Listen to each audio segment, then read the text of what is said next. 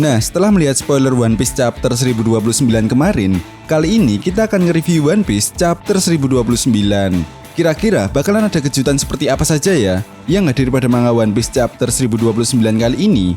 So, tanpa basa-basi lagi, langsung saja kita kemudikan kapalnya. Nah, sesuai dengan spoiler kemarin, One Piece chapter 1029 kali ini berjudul Tower, di mana hal ini akan merujuk kepada kekuatan kartu tarot yang dimiliki oleh Basil Hawkins. Pada chapter 1029 kali ini, kita akan mendapatkan cover request di mana salah satu supernova yaitu Jewelry Bunny yang terlihat sedang berlomba makan misoba bersama beberapa berang-berang. Nah, pada awal chapter kali ini memperlihatkan bagaimana kelanjutan pertarungan antara Queen versus Sanji, di mana hal ini merupakan kelanjutan dari chapter 1028. Seperti yang kita tahu bahwa pada akhir chapter 1028 diperlihatkan Sanji yang sedang diajar menggunakan pedang milik Queen. Namun anehnya, justru pedang milik Queen tersebut hancur saat mengenai Sanji. Yang lebih gilanya lagi sih, Queen ini mengarahkan pedangnya tepat di muka Sanji. Jika kita perhatikan, muka dari Sanji ini langsung bengkok ke dalam, ya seperti peok lah.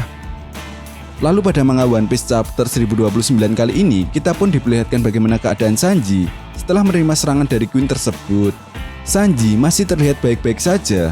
Tentu hal ini pun langsung mengingatkan Mimin kepada salah satu adik dari Sanji yaitu Yonji, di mana Yonji pernah mengalami hal yang sama dengan Sanji, yaitu muka Yonji pernah peok setelah menerima tendangan dari Sanji.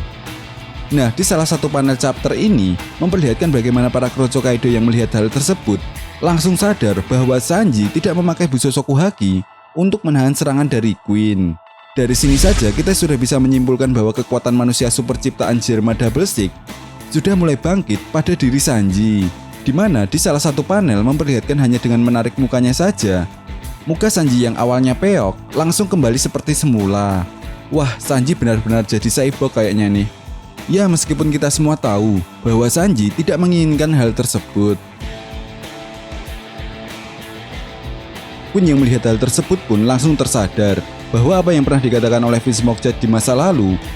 Queen mengatakan bahwa Vince Mockjat akan menciptakan pasukan tempur dengan sistem ekoskeleton, di mana mereka diciptakan untuk memiliki ketahanan yang luar biasa hebat, memiliki regenerasi, dan tidak memiliki sebuah perasaan. Dari apa yang diperlihatkan pada manga One Piece chapter kali ini, Vince Mockjat tampaknya benar-benar sudah berhasil menciptakan hal tersebut.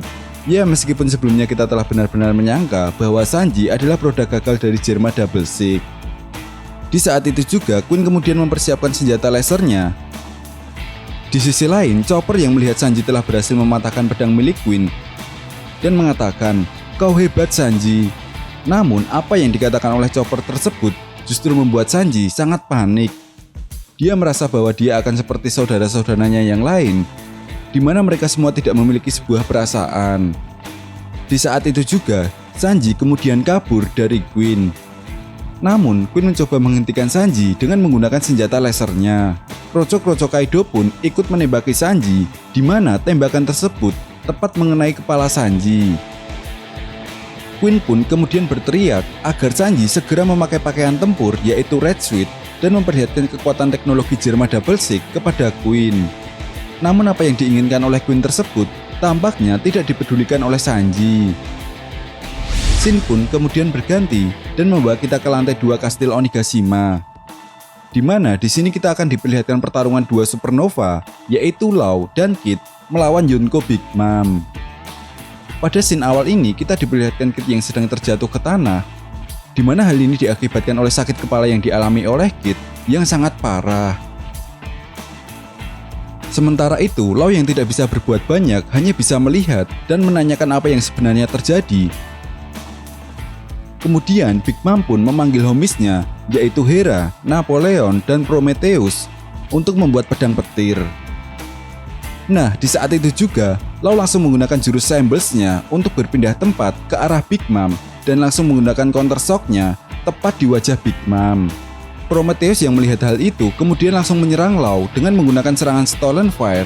Serangan tersebut pun berhasil membuat Law terbakar dan jatuh ke tanah. Big Mom yang sudah mulai tersadar langsung bersiap menyerang Kid dengan menggunakan pedangnya yang bernama Mama Right. Nah, Kit yang sudah tidak berdaya atas apa yang dialami dan dia rasakan justru membuat Big Mom kebingungan dan Big Mom pun tertawa sambil mengatakan, "Lucu sekali Kit, apa kau akan mati? Bahkan jika aku tidak melakukan apa-apa." Dari lantai 2 Kastil Onigashima, kita pun kemudian dibawa naik ke lantai 3 Kastil Onigashima, di mana kali ini memperlihatkan pertarungan antara Basil Hawkins melawan Killer. Di awal panel ini memperlihatkan Basil Hawkins yang sedang membenturkan kepalanya ke tembok secara terus-menerus. Killer pun berteriak kepada Basil Hawkins untuk berhenti melakukan itu sambil terus tertawa.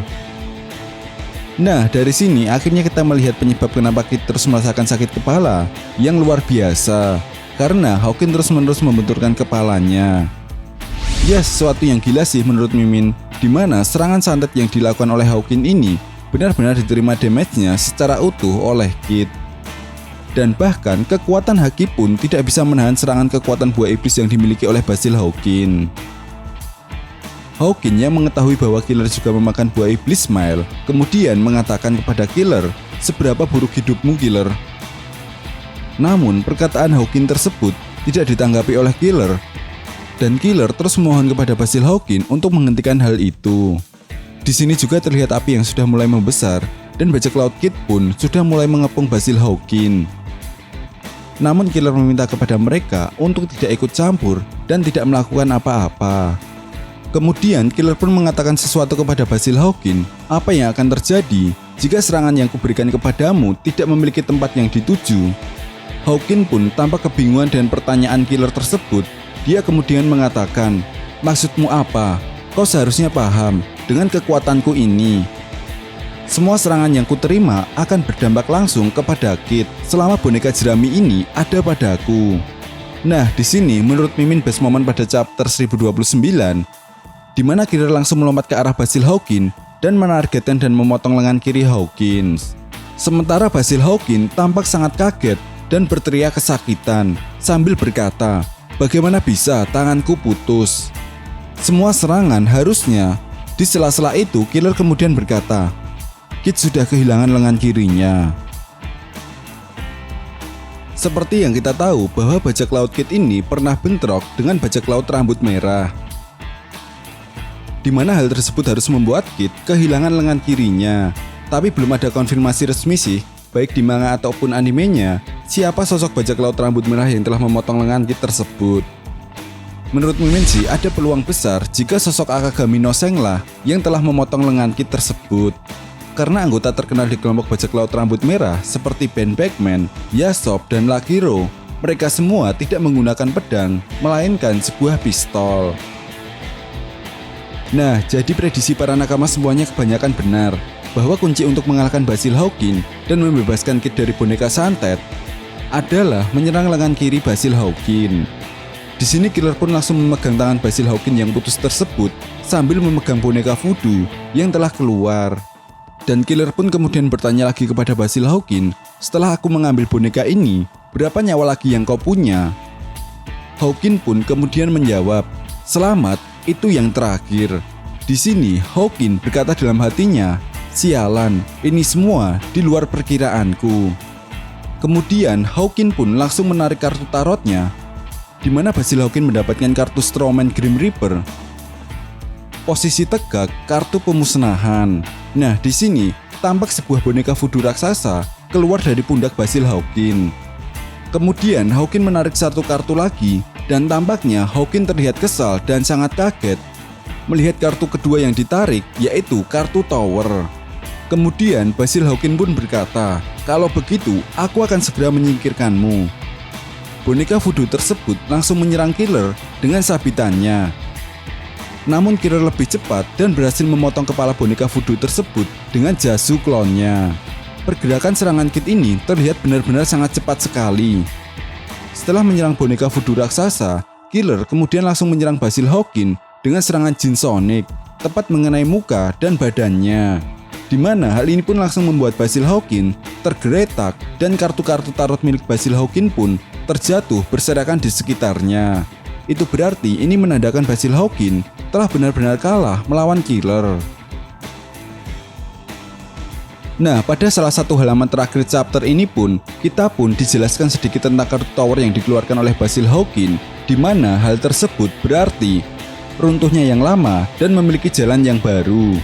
Apakah ini artinya era lama sekarang segera digantikan dengan era baru? Setelah aliansi bajak laut topi jerami berhasil mengalahkan dua Yonko yaitu Kaido dan Big Mom di pertempuran besar Wano Kuni, di mana hal ini akan memberikan kesempatan bagi para bajak laut sekelas Supernova untuk mengeksiskan kelompok bajak laut mereka di puncak tertinggi lautan. Nah, jadi bagaimana menurut Nakama semua? Kira-kira di next chapter setelah kalahnya Basil Hawkins, siapa lagi yang akan dikalahkan oleh kelompok aliansi bajak laut topi jerami? Oke, silahkan berikan pendapat kalian di kolom komentar ya. And see you next time guys.